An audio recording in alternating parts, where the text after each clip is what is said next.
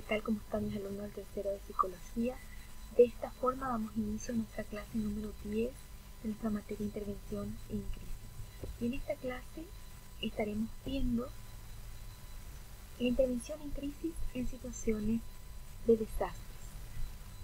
Sabemos que vivimos en un mundo cambiante, producto de la acción de fenómenos naturales o provocados por el ser humano. Sin embargo, cualquiera que sea su origen, los desastres sobrepasan la capacidad de las personas o de la sociedad para afrontar la situación y por ello es necesaria la ayuda externa. Es claro que las características propias de cada desastre juegan un papel importante en la adaptación posterior y que los damnificados experimentan reacciones y consecuencias a nivel biológico, psicológico, interpersonal, social y niveles distintos, pues hay unas poblaciones más susceptibles que otras. La atención psicológica oportuna y eficaz proporciona un afrontamiento productivo a los damnificados y considera una intervención de primera y de segunda instancia. La primera aborda el factor precipitante de la crisis y la segunda la traslaboración del suceso traumático. Un desastre es un acontecimiento que altera el comportamiento normal de las personas, ocasiona muerte, desamparo, traslados forzosos y dolor, alteraciones físicas y emocionales al grupo humano afectado por el evento.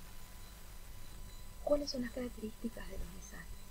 Las características de los desastres juegan un papel muy importante en la adaptación psicológica posterior de la persona afectada y sus principales características son el tipo de inicio, sea lento o rápido, con advertencia o sin ella, el área afectada, si es extensa o limitada, poblada o poco poblada, la duración, segundos, minutos, horas, días o años, el grado de daño físico o sufrimiento humano.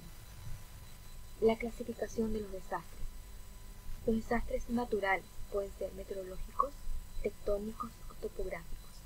Los meteorológicos son las sequías, los tornados, inundaciones, temporales, huracanes. Los tectónicos, terremotos, maremotos, erupciones volcánicas, etc. Topográficos, los deslizamientos, las avalanchas, los derrumbes. Los desastres provocados por el ser humano, las guerras a nivel local, a nivel regional. Sanitarios, epidemias, pandemias, intoxicaciones, los accidentes con líquidos y gases, accidentes aéreos terrestres y navales, colapsos de estructuras. Las etapas de desarrollo de conductas de los damnificados. En los desastres de inicio lento se pueden reconocer las siguientes etapas: la advertencia, la amenaza, el impacto, el inventario y el rescate, la recuperación a corto plazo y la recuperación a largo plazo. En los desastres de inicio rápido, las dos primeras etapas permanecen ausentes, la advertencia y la amenaza. Sin embargo, la fase de impacto suele intensificarse. Durante la etapa de advertencia, algunas reacciones que se han manifestado en las poblaciones amenazadas pueden ser el apremio, vigilancia y preparación decrecientes, pero creencia perseverante en la realidad del impacto del desastre.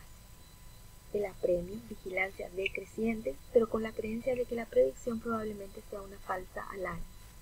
La acumulación de la ansiedad y el temor, con negación defensiva del peligro, y la acumulación de la tensión personal traducida en ira, resentimiento, especialmente hacia las autoridades.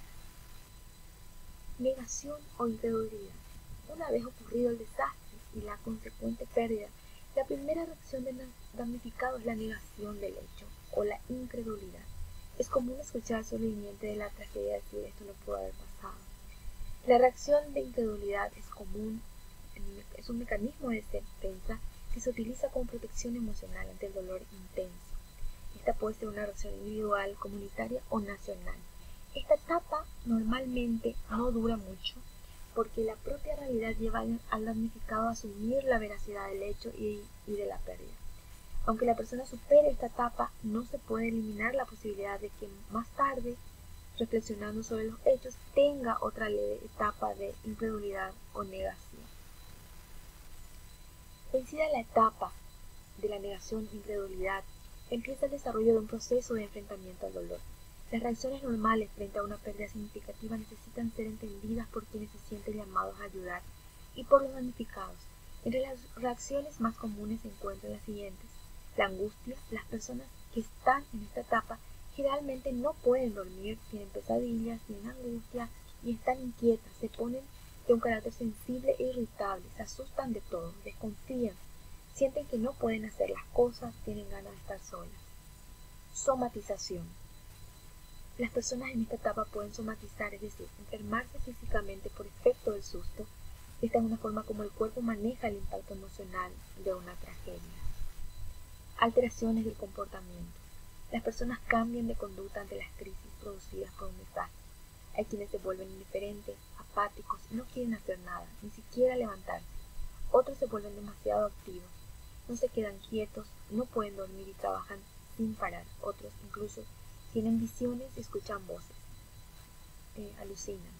Esto es normal después de una catástrofe. Muchos otros se desorganizan en su trabajo, en sus relaciones familiares, en sus placeres y responsabilidades. Otros de los síntomas son las ideas suicidas. Ante la pérdida de las personas o bienes queridos, muchas personas piensan que hubiera sido mejor haberse muerto ellos mismos. Si estas ideas se hacen frecuentes en una persona y se transforman en pensamientos de cómo hacer para matarse en la confección de un plan suicida, esto requiere de atención inmediata, como sabemos. Las emociones intensas. Los damnificados suelen experimentar emociones intensas después de un desastre. Son 4 las emociones que sienten más intensamente: la tristeza, la ira, el miedo y la culpa. Poblaciones más susceptibles a sufrir problemas psicológicos ante un desastre. Se sabe que todas las personas pueden ser afectadas psicológicamente ante el inminente impacto de un desastre. Estos grupos son las personas expuestas a traumas serios con una recuperación insuficiente, accidentes, desastres anteriores, violaciones, guerra, etc. Personas que sufrían de enfermedades físicas o sufren enfermedades físicas o mentales en el momento del desastre. Personas que experimentan estrés o pérdidas graves durante el impacto. Personas que pierden su sistema de apoyo social y psicológico. Personas que carecen de habilidades para resolver sus propios problemas. Y personas que enfrentan otras crisis situacionales durante el desastre, como ya sea un divorcio, por ejemplo, los ancianos, los niños, los discapacitados también. Y ahora, ¿cuáles son los pasos para la intervención en crisis? Y es aquí donde estaremos aplicando los 5 componentes de los primeros auxilios psicológicos. Ya en clases anteriores habíamos dado, si es que recuerdan, espero que sí, y empezamos por el componente 1, que es la de realizar el contacto psicológico. ¿De qué manera? Promover la catarsis. El damnificado necesita desahogar sus sentimientos y la mejor manera de hacerlo es hablando. Este hablar implica la necesidad de que alguien escuche. Esto se logra por medio de los 2 aspectos: escuchar empáticamente. Escuchar empáticamente conlleva escuchar imparcialmente, sin preconceptos y sin previsiones de resultado final ni la anticipación de datos. Escuchar completamente, partir de que todo lo que el otro cuenta es importante y por tanto debe dársele una atención completa y total. Escuchar pacientemente, recordar que quien habla ha sufrido un evento traumático, se encuentra en crisis, que si pudiera hablar con conciencia, con fluidez y acertadamente, posiblemente no requeriría la intervención en crisis. Escuchar interesadamente, expresar interés con la expresión corporal, con una pregunta o con un reflejo o validación de sentimientos. Solidarizarse silenciosamente. Esto tiene que ver con la intervención cuando el damnificado no quiere hablar. Es en estos casos cuando más se requiere la intervención en crisis, ya que al no hablar, la persona está reprimiendo sus sentimientos y está evidenciando su dificultad para traslaborar la crisis. El objetivo principal es que el damnificado perciba que es sensible a su dolor por medio de algún gesto, más que por palabras. Se debe esperar el momento debido para que empiece el proceso natural de desahogo, y este se puede propiciar por medio de preguntar oportunamente, hacer una pregunta motivadora en un momento oportuno. Esta pregunta debe ser corta, objetiva y motivadora. Preguntar sabiamente debe abrir el mundo afectivo del damnificado para que éste pueda expresar sus sentimientos. Remarcar la conducta, mostrarle que sus reacciones fueron normales y naturales ante la magnitud de los acontecimientos.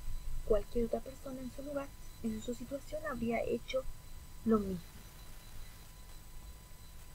El componente número 2 es analizar las dimensiones del problema. Revisar el perfil CASE antes del evento y en el estado actual del damnificado.